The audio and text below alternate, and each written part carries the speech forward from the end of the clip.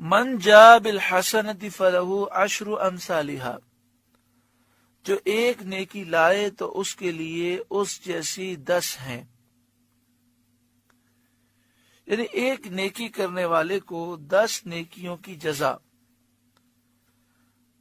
اور یہ بھی حد و نہایت کے طریقے میں نہیں، یعنی یہاں پر اختتام نہیں ہو جاتا، بلکہ اللہ تعالیٰ جس کے لیے جتنا چاہے اس کی نیکیوں کو بڑھائے، ایک نیکی کے 700 کرے یا 700 سے بھی زیادہ بے حساب عطا فرمائے۔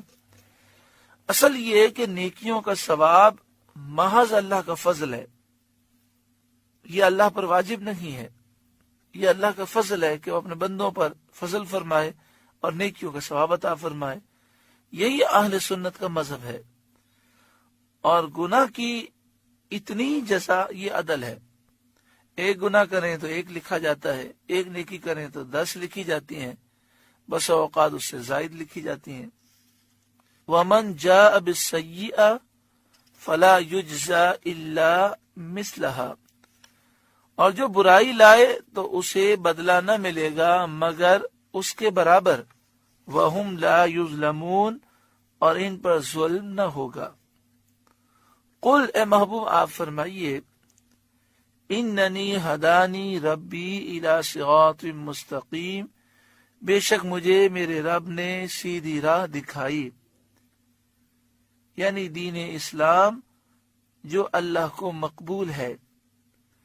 دیناً قیما ملت ابراہیم حنیفا، ٹھیک دین ابراہیم کی ملت جو ہر باطل سے جدا تھے۔ وما کان من المشرکین، اور مشرک نہ تھے۔ اس میں کفار قریش، کفار مکہ کا رد ہے، جو گمان کرتے تھے کہ وہ دین ابراہیمی پر ہیں۔ کفار مکہ حج بھی کرتے تھے، عمرے بھی کرتے تھے، طواف بھی کرتے تھے، لیکن انہوں نے حج، عمرے اور طواف کو تجارتی میلے بنائے ہوئے تھے اور نقشہ بدل دیا تھا۔ عبادت کے سارے معاملات انہوں نے غلط کر دیے تھے۔ 360 بت نصب کیے تھے خانہ کعبہ میں، اور طواف میں ان کی پوجا کی نیت کرتے تھے۔ تمام کپڑے اتار کر، ننگے ہو کر مرد دن میں طواف کرتے، سیٹیاں اور تالیاں مارتے۔ یہی کام رات میں عورتیں کرتے ہیں۔ صفا مروہ پہ 2 بت رکھے ہوئے تھے،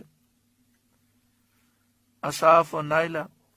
اور بعض مفسرین نے فرمایا وہ در حقیقت بت نہ تھے، بلکہ یہ مرد اور عورت، یہ 2 افراد تھے۔ ان دونوں نے حرم شریف میں برا کام کیا تھا، تو اللہ تعالیٰ نے غضب کیا، یہ پتھر بن گئے۔